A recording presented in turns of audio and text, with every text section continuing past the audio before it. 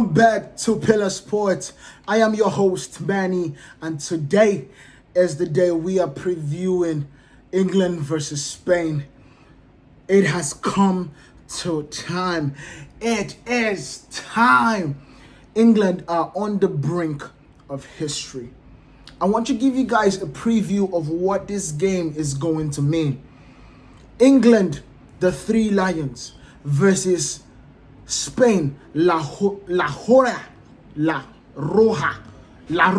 I got it finally. I practiced that so many times and I still made a mistake. La Roja. So it's the Three Lions versus La Roja. It is Southgate versus De La Fuente. I want to give you guys a bit of a history of the Euros. Spain currently are the winners of the Euros 3 times. They have won in a record amount of time 3 times, which they are tying with Germany. Spain have won it in 1964, in 2008, and famously in 2012. Of course, with the likes of David Villa, with the likes of Iniesta and Xavi. We know that famous team in 2012. Why England has never won the Euros? Now, this is shocking to me because I was doing my research on the Euros and finding that out, I was shocked. Based on the team that England have produced, based on the generations, the golden generations, the silver generations that England have produced, they have never won the Euros. So this is time. England, of course, coming into this Euros were the Euro finalists in England in 2021, if I'm not mistaken. They have to do it this time. They have to do it this time. You can say it is now or never. You can say it is now or never for England to win the Euros. I'm going to say, with this golden generation, they have so many people on this team, so many good talent and so many young talents coming up still that are still remarkable. They have to do it this time. They really do. So, with what we are going to be doing right now, and I'm going to be giving you guys an update on the people that are key to both Spain and England. Without further ado, I'm going to start with Spain. Spain, of course, have basically had the best Euros so far. I made a video in the past, you can go watch it, that Spain are the team to beat. Spain football is back. And of course, Spain is not playing the tiki-taka that we have known Spain to play, the holding of possession for so long. However, they are playing a new brand of football where they are going to be so transitional and they are going to press you so high that you do not have time on the ball. Now, Spain have averaged over 56% of possession this Euros, which is unlike Spain because they usually have like 75 to 69% in the years gone by.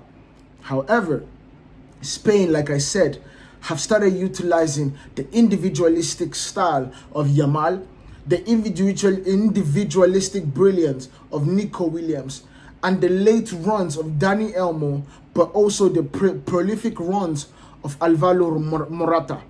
And I can't go on without praising one of the greatest to ever do it in Rodri in terms of Mr. Consistent in that middle of the park. Of course, we have the brilliance and the experience of Jesus Neves, and of course of Dani Carvajal. These are experienced players, and Spain are absolutely gonna riot in this Euros. So I'll give you a beautiful kind of perspective to just paint the picture of how good Spain has been.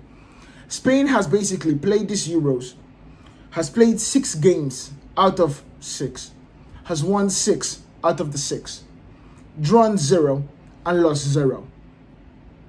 In those 6 games, they have been able to score 13 goals, which is one of the highest in the Euros this season. Conceded 3. So that basically tell you they're prolific going forward, and also really good and solid in the back. This is a full studded side. And bear in mind, they haven't even used their bench because they are also deep. They have Hoyosolu. They have Arishbaigal, what's his name? They have so many players on the bench that is ludicrous to even think about. But I'm also going to give you, this is also something that could help England. Because going into the finals, Spain have had some injury and some doubtful players. And with that, I'm going to give you guys the players that are in doubt and the players that are not going to even make it for the finals. Alvaro Morata, who is the striker and the captain of Spain, is doubtful. He had a knock in the last game and had to come out. So he is doubtful. Pedri, of course, famously got injured by Kroos in Kroos's last game in the Euros and last game in football in general. So Pedri is out. Ayoze Perez is doubtful also. So these are really good players and these are really impactful players for Spain that might not be able to make it in the finals. However, they do have replacements. So let's not get it twisted yet. So with the Spanish team, this is going to be a mark of possession and transition. Possession in transition. Transition in possession. That is Spain's tactic. That is De La Fuente's style of play for this Spanish side. And I can tell you for a fact that they have some key players in this team. And those key players, if they play to their potential, I think is night-night for England. However, if they do not, Spain are going to struggle. And the key players for Spain today is Dani Olmo, Nico Williams, Rodri, and Lamine Yamal. Those are the 4 key players for England, in my opinion. These are players that are absolutely gems. These are players that are honestly so good, have been so good in these Euros, that these 4 have the right to be the best player if they win the finals in any given time. They can pick from this 4 and I wouldn't even be mad at it. That is what is happening with Spain. All right, now let's go to England. I've basically spoken about Spain for at least 7 minutes. Now let's go to England. England, the 3 Lions. England were here about 3 years ago, and they bottled it against Italy. And that Italian side were not the best. They did not qualify for the World Cup. They had aging players in the back line. They had really bad, no attacking in the front line, and they defeated England. After England going up, that is a problem. England needs to get this right. Gareth Southgate needs to realize that he can't overthink this, but he can't not do anything. Because one of the sad things that I watched against Italy when England got to the finals was the fact that he had so many substitutions. He had an opportunity to substitute. He had an opportunity to change the game, and he chose not to. That is a problem.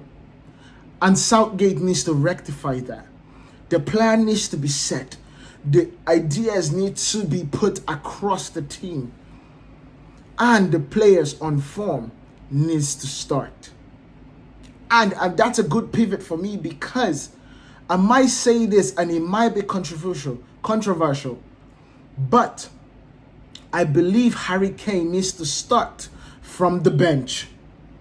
Harry Kane, even though he has 3 goals, the goals have come from penalties and from a tap-in, or from a header, sorry. But he does not look like himself. He is also dropping in deep so much into the midfield that he's occupying the spaces of Phil Foden and Jude Bellingham. That is also causing England a problem. We need somebody in the box. We need someone to make the runs behind the defenders. We need someone to occupy Cucurella. We need someone to absolutely disturb the back line that they do have in Spain. And with that, I also believe, because he took us to the finals with that heroic strike, even though I believe he's the right man for the job, he deserves to start in the finals. Now, do I think Gareth Southgate is going to do it? No. Because he loves starting Harry Kane, and I understand why he does that. However, this game, you need to win it. You need to win it. And I say that for the third time. You need to win it. If not, whatever has happened in the past will all come back. But if you win it, every single thing that has been said, nobody would remember it in history. All they would say is Gareth Southgate delivered the first Euros to England, and he, in my opinion, will be knighted. And so, you need to take the risk. And it's not even a hard risk, because Ollie Watkins is firing out all cylinders. You need to take the bold choice of starting Ollie Watkins from the start. And just to paint a picture of what England's Euros has been, England has played 6 games. England has won 3 and drawn 3 with 0 losses, which some might say that's a bad or that's a good stat. But if you watched England's game, you know for a fact that this team are not the best, so they should not even be in the final. However, they are here, so they deserve it. I will go on. England has scored 7 goals and conceded 4. So they are not as prolific as they used to be in the attacking line. But the defense has also been a little bit shaky. So in that sense, England are a little bit of the underdog in this situation. Now, bear in mind that when they came into the Euros, they were the favorites. And they're back in the finals. However, these are the players that are either doubtful or are injured for England. Just so we can basically piece together who the starting 11 is going to be. Harry Kane is reportedly doubtful for the final. Trippier is reportedly doubtful for the final. So those are the 2 players for England that are doubtful. England now have a full squad because the likes of Luke Shaw is back. So there's no one injured in the squad right now. And that is a lot of toys for Gareth Southgate to play with. And in this sense, I'm going to give you the key players for England. I'm going to say the key players, in my opinion, for England. The key players are going to be Bukayo Saka on that right-hand side. Luke Shaw in the left back, because we need the balance. And we need someone to be able to stifle Lamine Yamal. Jude Bellingham in the middle.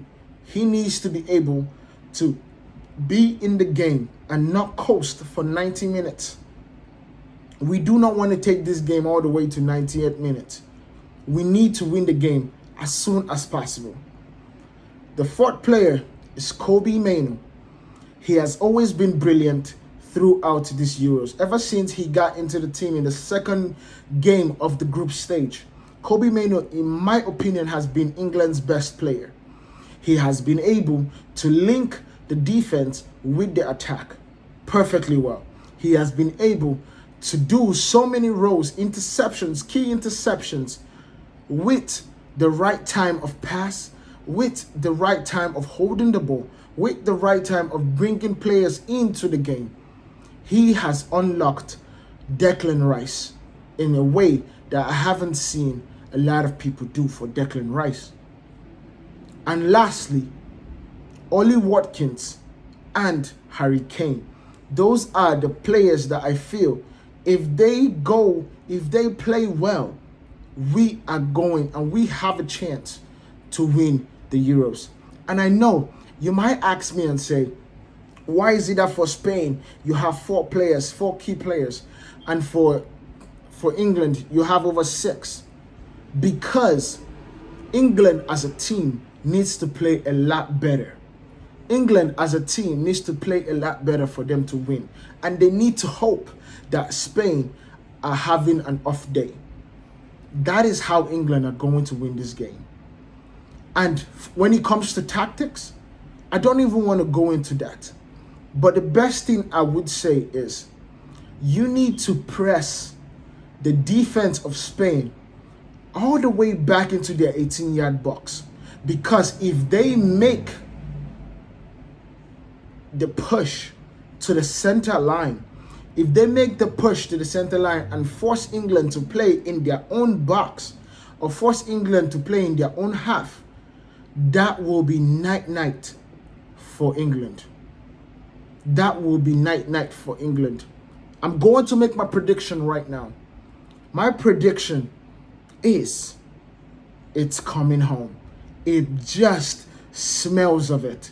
It just sits right for England this time. Everything in the entire Euros has not gone their way, but they are still in the finals. And I believe it is time for football to come home. I believe England is going to raise the Euros trophy 2024. Let me know what you guys think down in the comments. Make sure you guys hit that like button. And if you found this of value and you found this entertaining, make sure you guys share this and hit that subscribe. Hit the bell also for more notifications. That's me, Manny. You guys have a lovely weekend and let's go football. Peace.